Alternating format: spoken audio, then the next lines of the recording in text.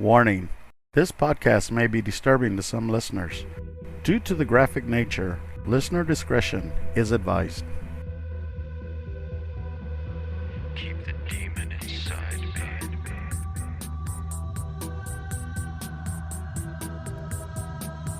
Keep the demon inside me.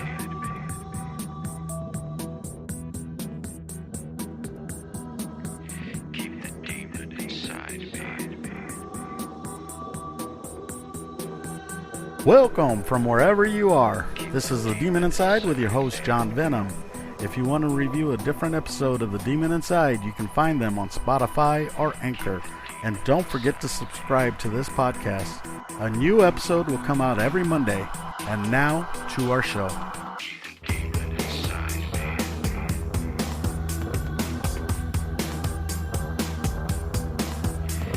me. We'll be right back after these messages from our sponsors. And welcome back to The Demon Inside. On today's episode of The Demon Inside, we talk about the coast-to-coast killer Tommy Lynn Sells. Sells traveled all over the United States, targeting random victims, though he seemed to prefer couples, young to middle-aged women, teenage girls, and young girls aged 9 to 14. His victims were killed in a variety of ways, including shooting with a .32 caliber revolver, bludgeoning, usually with a baseball bat, throat slashing, stabbing, and strangulation. Some victims were mutilated, and most of the female victims were raped or sexually assaulted, one of whom was violated with the baseball bat that he had used to kill her, and another was forced to perform oral sex on him before her death. And one victim was run over by a train post-mortem. During his couple murders, he would also kill any children present. He would also sometimes take valuables from victims. This is The Demon Inside, Tommy Lynn Sells. The first time I did a shot of dope, it was the best feeling I ever had in my life. And the first time I killed somebody, it was such a rush. And it was just like that shot of dope. Every time I did it, it was that rush again. And I started chasing that high. I am hatred. When you look at me, you look at hate. When you look at me, you know what hate is. 'Cause I don't know what love is. Two words I don't like to use is love and sorry, because I'm about hate. This is the philosophy and the words of Tommy Lynn Sells. He didn't care about anybody but himself. He didn't have feelings like other people. He just wanted to chase that high.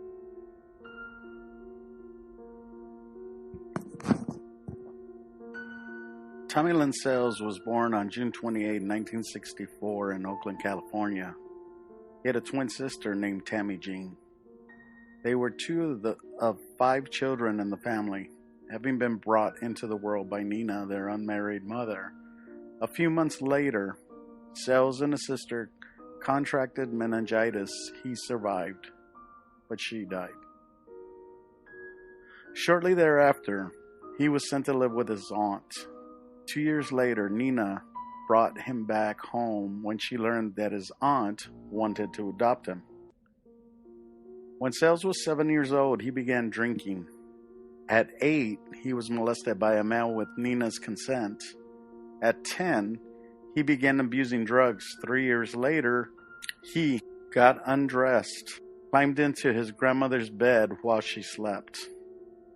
This incident caused him to be banned from the house, and not long afterwards, his mother and siblings suddenly left town, abandoning him. A few days later, he assaulted a female by striking her with a pistol in a fit of rage. In 1978, 14 years old, Sells was on the road, living the life of a permanent drifter. In May of '81, Sells reunited with his family in Little Rock, Arkansas. but Nina threw him out after he stripped naked and attempted to join her in the shower. So Tommy Lynn Sells committed numerous unrelated crimes for the next few years, including theft, driving under the influence, and assault. However, murder was what he enjoyed the most. In 1983, he moved to St. Louis, Missouri, where he beat a woman and her daughter to death with a baseball bat. Multiple other killings would continue to occur. On October 15, 1987, Sells drugged Stephanie Stroh with LSD before he fatally strangled her. He then encased her feet in concrete and dumped her in a desert hot spring where her body was never found. On November 17th or 18th, Sells was hitchhiking in Indiana, Illinois. He was picked up by Keith Dardeen, who offered to bring him back home for dinner. When they got to the Dardeen residence, Sells put out a gun and shot him in the head twice. Listen to this interview that Sells did about this crime. A 30-year-old mother, 7.5 months pregnant at home with her 3-year-old son, both bludgeoned to death. What are you thinking and feeling when you kill someone? It's just like that drug. I'm after that drug again. I don't have an on and off switch. I'm just after that drug.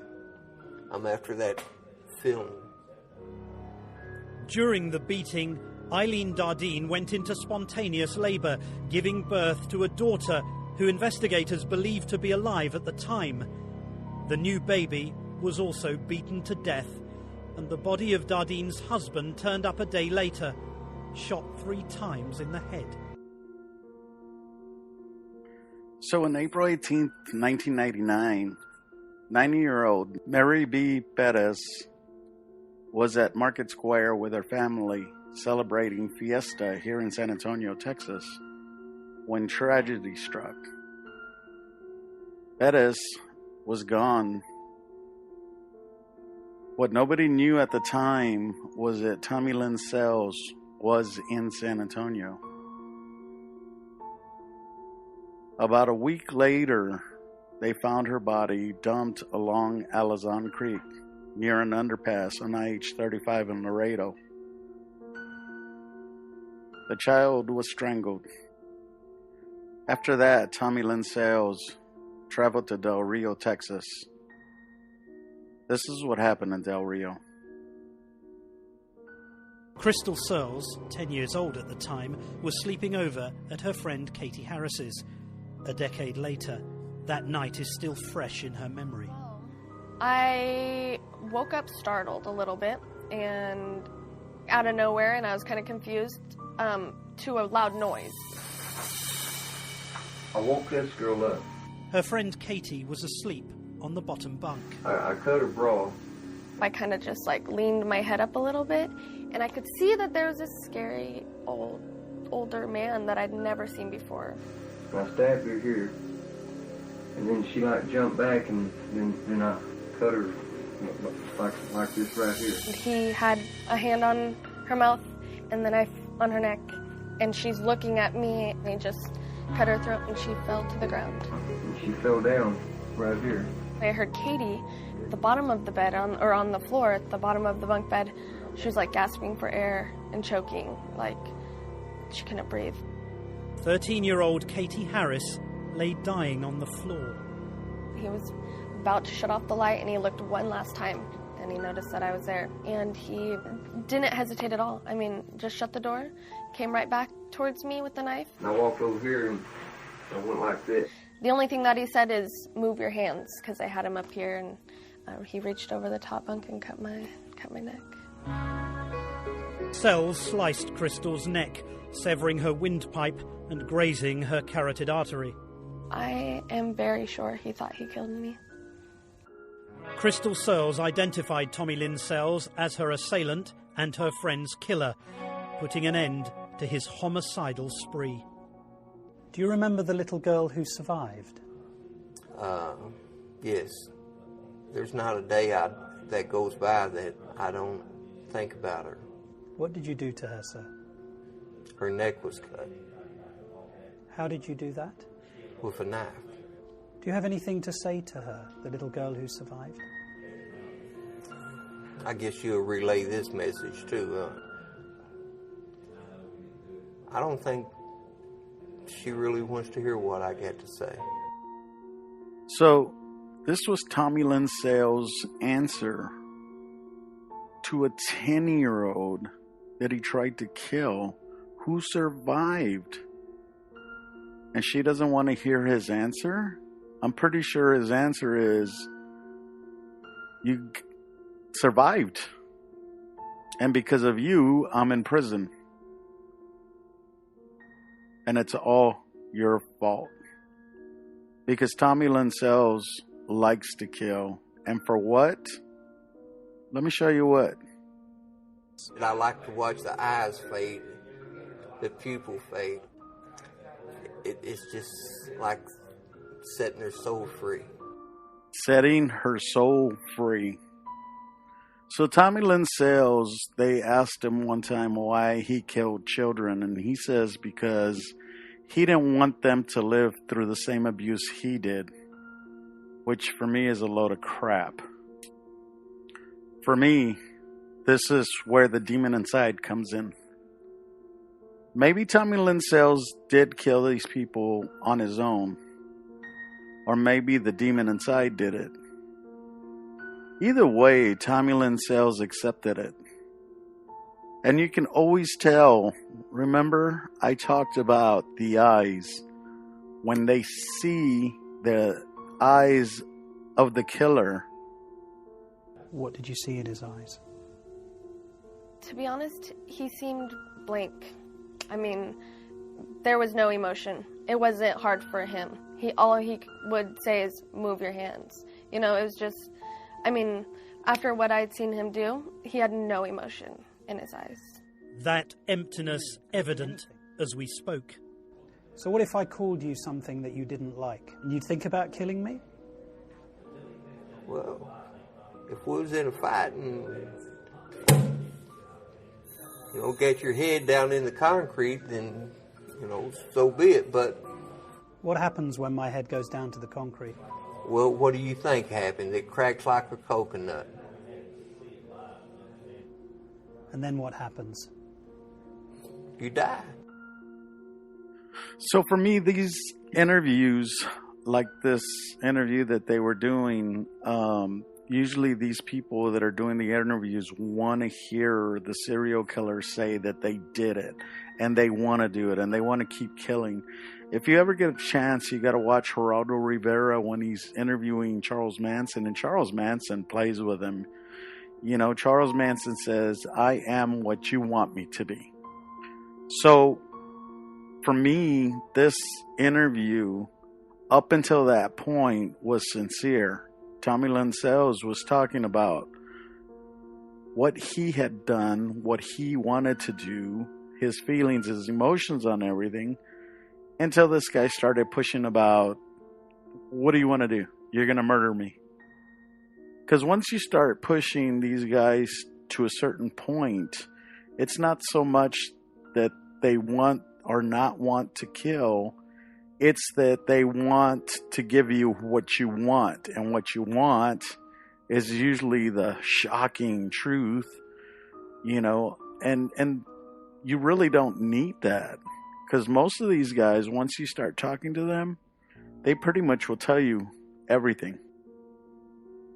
So as I began doing all the information that I started getting on this case, I started remembering two other cases that were around 1990 of two little girls that went missing. Take a listen to this. Heidi Lynn Seaman and Erica Bateo. Many people remember only one of those names, but the two young girls are inextricably linked by tragedy. She could have been my child. Both were abducted in August of 1990. First 11-year-old Heidi and then 7-year-old Erica. Their search playing out in print and on TV. It was almost like sheer panic with the other volunteers. Vanessa Tate Wynn, then 21, was among the thousands of people trying to find the girls. It was an immediate response.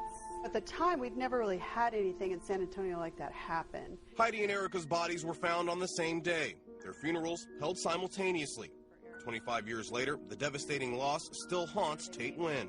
Everyone was just crying. You just didn't even know what to do. It was very tragic. The two abductions forever changed how missing persons cases are handled in San Antonio. But while Heidi's disappearance would result in the creation of the Heidi Search Center, Erica's story would fade to the background. People said throughout the years, that it was a north side, south side thing. It wasn't that at all. My intent has always been to remember both of the girls and to not let anybody ever think that Erica was forgotten or, that Heidi was. A simple, albeit painful reminder for those who sacrificed their time and energy searching for two girls gone too soon. I don't want them to ever be forgotten because to me they're just as important as they were 25 years ago. Now, the other tragic detail that links Heidi and Erica's stories together is the fact that their killers were never caught. But even 25 years later, Vanessa Tate Lynn and many other longtime residents who looked for them hold out hope that somebody will be brought to justice. We will be right back after a word from our sponsors. And welcome back to The Demon Inside. So these two cold case files strike a big resemblance to Tommy Lynn Sells. They were young, they were girls, they happened within a few weeks of each other. Both girls were thrown into, one was a storage drain, the other by a creek. So for me, Tommy Lynn Sells came back in August and killed these two little girls. The only problem is the police are too focused on other people. So also, there was witnesses that said they saw this person who was a homeless person, which the police believe was Jerry Neighbors. But remember, Tommy Lynn Sells was also homeless. So when you're homeless, it's not like you shave every day or cut your hair or take a bath. So, one homeless person looks just like another. I hate to say it that way, but it's true. And also, a lot of people, especially like when you're in law enforcement, you don't want to believe that a serial killer has come to your town, but let's face facts. Tommy Lynn Sells had actually come to San Antonio a couple of times that we know, because during those two times, he killed two different people. So, cold case, yeah. And if you have any information on Heidi Seaman's unsolved case, or if you have any information on Erica Botello, please call SAPD or Bexar County Sheriff's Police Departments. So anyway, for me, Tommy Lynn Sells is an evil, sadistic killer. And for me, he also had a demon inside of him, which is why his survivor, the girl, said that there was a blankness in his eyes. There was nothing there. That was a demon looking back at her. And last episode, we talked about whether or not the demon would leave or stay. So, Tommy Lynn Sells, when they asked him, what would you say to your last victim that survived? And he said what he said, which was, you don't want to hear what I have to say. So maybe that means that the demon is still inside him. Maybe the demon is still in control. Or maybe it was Tommy Lynn Sells. Maybe the demon was for a ride and wanted to see what Tommy Lynn could do. Tommy Lynn started killing little kids after a teenager, 19 years old, survived. And then he changed his tactics and decided to kill little kids because they were easier. I mean, who does that? Serial killers usually have a set thing where they kill certain people that they have a bloom or something, that they see them and it relates to their fantasy. It relates to them. This guy didn't really see a fantasy. I mean, yeah, he did have sex, and yes, he did kill a lot of people, but I don't think it was a fantasy he was trying to fulfill. I think it was more just to kill. And for me, whether it's a demon or not, that's pure evil. So, he was arrested on January 2nd, 2000. And Crystal Surlis, she had her throat slashed, but she survived. She informed the neighbors and helped the police identify Sells. So, her surviving and him getting arrested, the police came in to talk to him, and of course, this was DPS and probably, Department of Public Safety for Texas, and also the police department in Del Rio. But they also, and it was a similarity to Henry Lee Lucas, where they would confess to pretty much everything and anything just to kind of draw out their court date or their death sentence, or to get special privileges. Henry Lee Lucas supposedly killed over 100 people, and now in some Netflix special, they're showing that he really didn't kill anybody. I mean, he killed maybe 1 or 2 people, but he was just confessing everything to everybody because he wanted special perks. So when people start doing that, it's kind of hard to place who has been killing and who hasn't. So, as far as what demon this is, I can't really say because this is unique for me. Maybe somewhere down the road we'll end up finding out, but for now, I mean, I really don't see a demon in particular. Tommy Lynn Sells was found guilty on September 18th, and 2 days later he was sentenced to death. He was executed by lethal injection at 6:14 p.m. on April 3rd, 2014. So that put an end to Tommy Lynn Sells because this world is a better place without him. And if you could think about the demon that was in him and where this demon went and with who. I'm still trying to find that same demon in somebody else, but yet I can't find it. Maybe it's hiding, maybe it's coming back, maybe it's being born, who knows? The only thing that worries me is that eventually it will come back.